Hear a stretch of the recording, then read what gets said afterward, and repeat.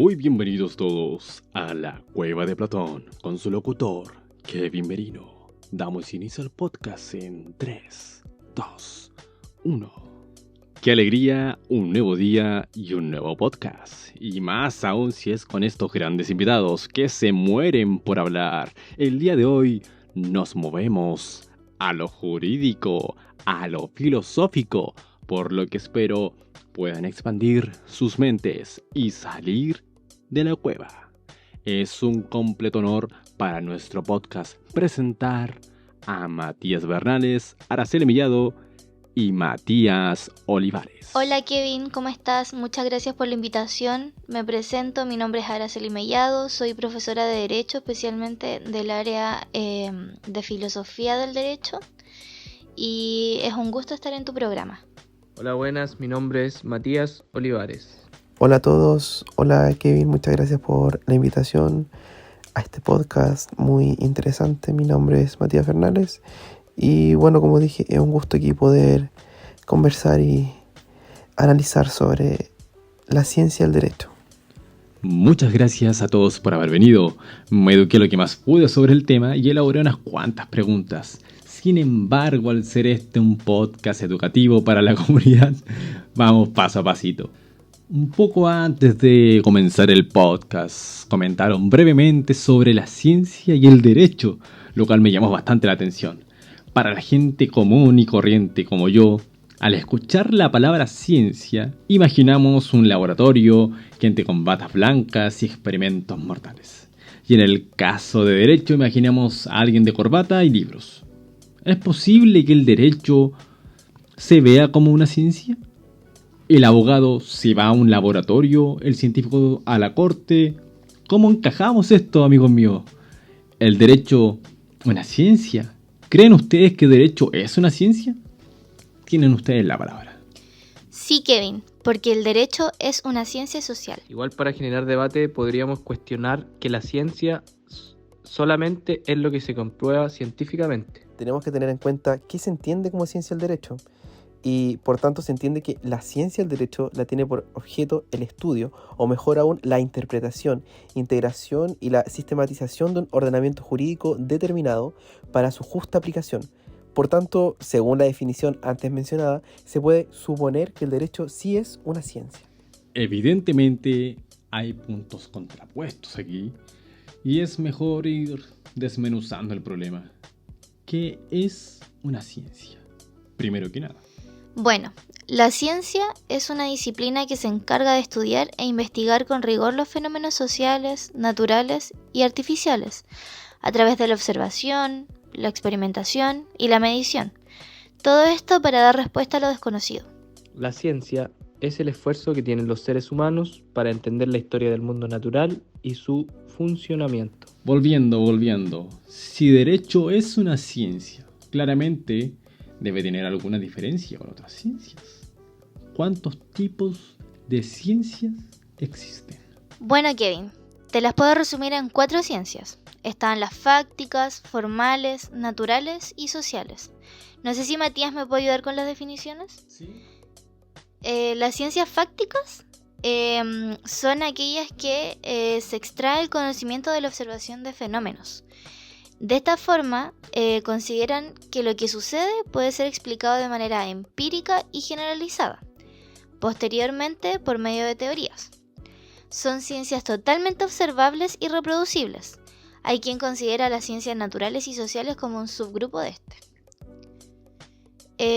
También tenemos las ciencias formales, que en este caso, a diferencia de las anteriores, el método es el deductivo. Se parte de lo general para ir a lo particular. Este tipo de ciencias suele utilizar una notación de signos y expresiones matemáticas. Parten de premisas que se consideran válidas y a través de construcciones abstractas buscan explicar los fenómenos basándose en estos. Mi mini intervención. Me vieron con ganas de participar. Tenemos las ciencias naturales, como su nombre indica, estudian los fenómenos naturales. Utilizan el método hipotético deductivo. Se basan en ciencias naturales que siempre se cumplen y hacen que los fenómenos sean predecibles.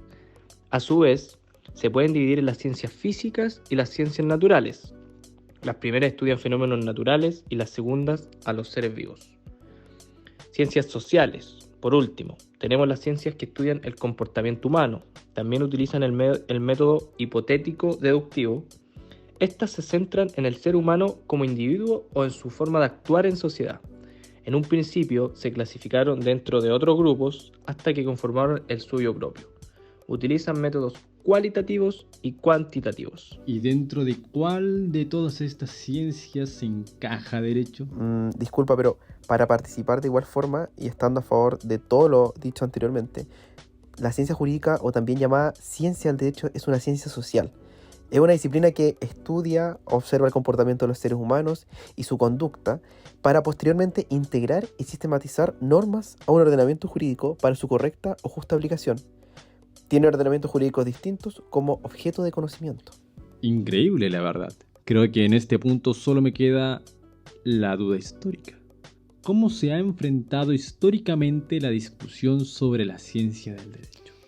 El derecho como realidad social existe en todas las sociedades. La reflexión histórica proviene de una civilización occidental, y la duda sobre si existe o no una ciencia jurídica es muy antigua. En primer lugar, basándonos en los romanos, que calificaban la actividad de los juristas de jurisprudentia, el arte que nos lleva a alcanzar algunas cosas y a huir de otras. En tal caso, tiene una actividad de saber práctico, es decir, el arte, en el sentido de conjuntos de reglas y criterios que nos permiten alcanzar un fin determinado. Los juristas romanos resaltan sobre todo su labor práctica y son poco amigos de sutiles construcciones teóricas. De hecho, en el siglo XVII, el cardenal de Luca, uno de los más famosos juristas de la época, señalaba sobre la ciencia jurídica que, sobre todas las cosas profanas y temporales, exceptuando por misericordia la teología, expresó sus reparos sobre si realmente podía hablarse del término ciencia, ya que hablamos de una incertidumbre que la doctrina jurídica y de su práctica, pues no se podía determinar con certeza los problemas sometidos a ella. En el siglo XIX hablamos de una época de cientificismo, es decir, de la actitud mental que veía en aquellas el camino para resolver los problemas humanos y sociales del mundo, de la fe en que la ciencia no solo un método de conocimiento y de dominio de la naturaleza y del hombre, sino que también un saber de salvación que redimirá a la humanidad de sus miserias y la conducirá a la felicidad. Yo creo que respecto a la línea del pensamiento cientificista, son tres rasgos los que interesan. En primer lugar, las ciencias por excelencia y las que sirven de modelo a toda otra actividad intelectual que pretenda ostentar este nombre son las ciencias de la naturaleza. En estas, las actividades están dirigidas a conocer el mayor número posible de hechos de la realidad, por lo que es posible llegar a una certeza racional respecto a la verdad de nuestro conocimiento. Por ende, también las leyes generales que rigen la vida del universo, por ejemplo, hablamos de las matemáticas, la física, la química, la biología, aplican para el mismo método. En segundo lugar, las ciencias experimentan un progreso, en este caso se convierten en el lema de esta época. Y en tercer lugar, este avance científico que logró el siglo XIX es una de las causas principales de la mejora general de la vida. Después de este repaso histórico, me quedó una duda rondando por mi cabeza. ¿Cuál es el objeto de la ciencia del derecho? La ciencia del derecho tiene por objeto el estudio del conjunto de las normas jurídicas positivas. También conocer de manera completa el sistema jurídico que se encuentra vigente y las instituciones que lo acompañan. Precisar el contenido de cada norma, determinar el alcance que tienen, cómo nacen o se extinguen, quiénes deberán cumplirlas y quiénes las deben exigir.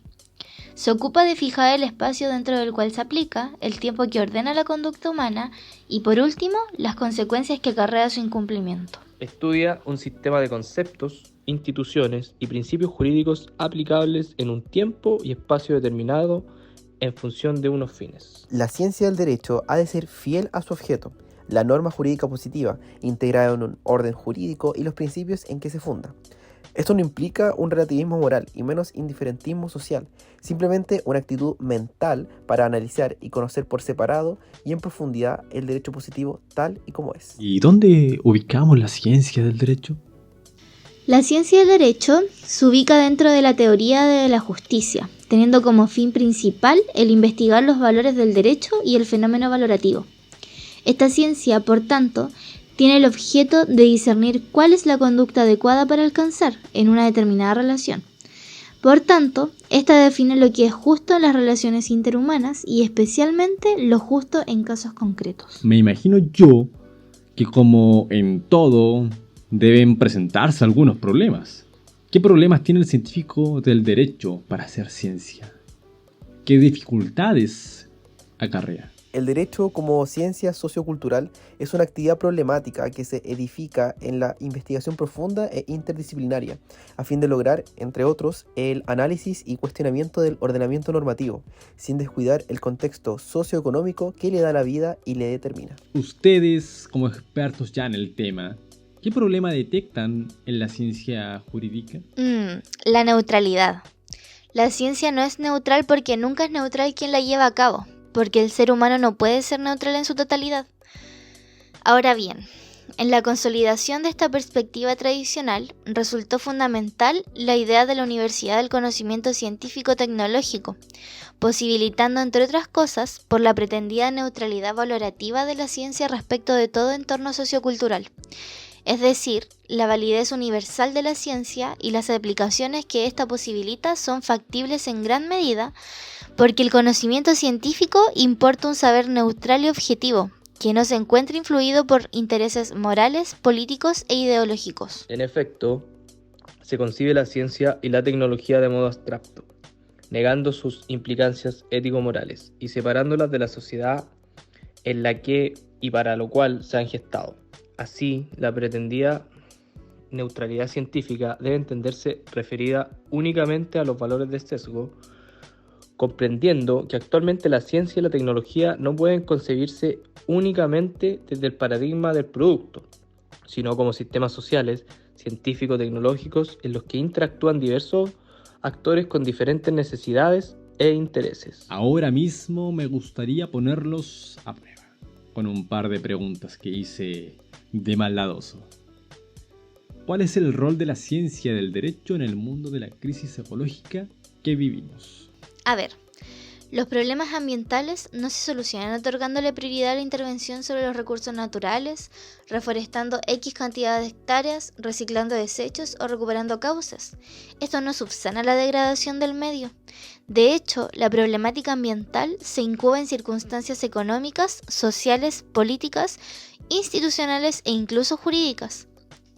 Sin embargo, hay que reconocer que hemos entrado en una transición hacia una sociedad marcada decisivamente por los condicionamientos ecológicos. La participación de todos en su propia vida cotidiana, el trabajo de los distintos agentes económicos en sus respectivas actividades, desde las pequeñas y medianas empresas hasta los poderosos consorcios multinacionales, y la participación tanto de organismos estatales como de entidades intermediarias, sindicatos, federaciones empresariales, ONG, etc., son condiciones esenciales para una acción eficaz. Claro, porque la cuestión fundamental es el futuro de la humanidad. Lo que nos empuja a actuar es que la comprensión de que el cambio climático incontrolado puede hacer que la vida humana en la Tierra sea mucho más difícil de lo que es, si no imposible. Conocemos el principio de responsabilidad que el filósofo alemán Hans Jonas formuló pensando precisamente en cuestiones ecológicas. Actúa de manera tal que los efectos de tus actos sean compatibles con la permanencia de una vida auténticamente humana en la Tierra. A partir de ahora, se trata de concebir una vida social contemporánea que incluya la preocupación por la sostenibilidad del sistema a muy largo plazo y que abarque las generaciones futuras en el ámbito de nuestras responsabilidades. Estas preocupaciones ecológicas deben coexistir con las exigencias éticas contemporáneas, a saber, el respeto de los derechos humanos y el trato igualitario para todas las personas.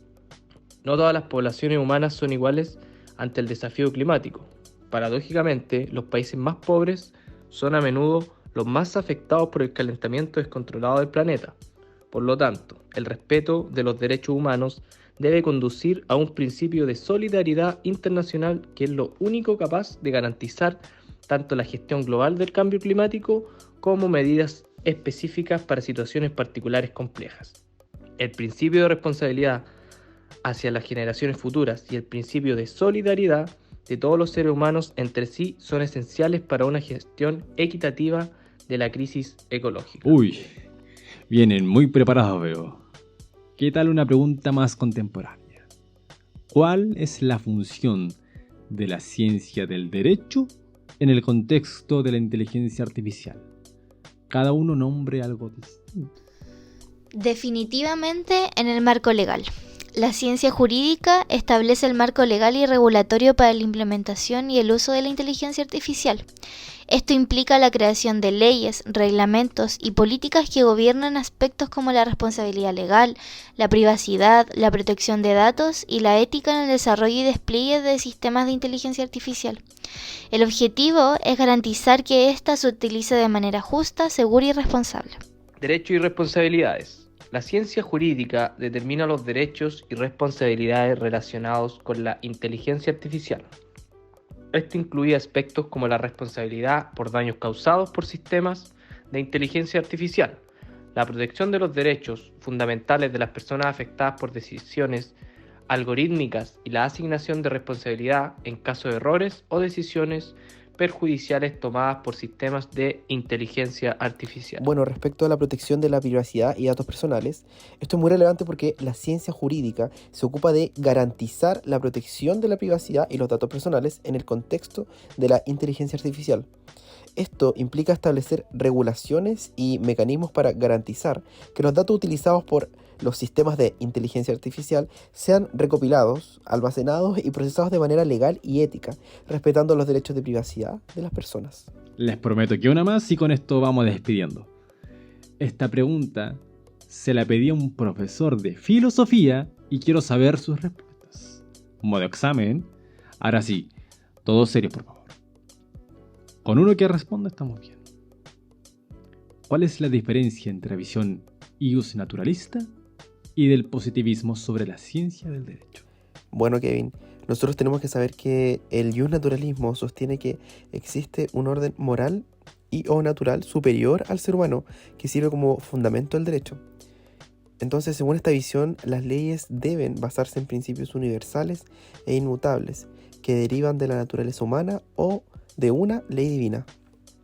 Y en cuanto al positivismo, por otro lado, considera que el derecho se basa exclusivamente en normas creadas por la autoridad competente, como legisladores o gobiernos. No se busca fundamentar el derecho en valores morales o naturales, sino en la voluntad soberana que tiene el legislador. Con esto último ya nos vamos despidiendo en honor al tiempo. Creo que explotaron con tanta información en sus cabezas. Y es exactamente lo que nos gusta: pensar, dudar y por sobre todo, aprender. Muchas gracias a los 3 invitados y muchas gracias a ti por escucharnos desde donde sea que te encuentres. Espero que tengas un muy buen día. Yo me quedo un poco más con mis invitados y nos vemos hasta la próxima.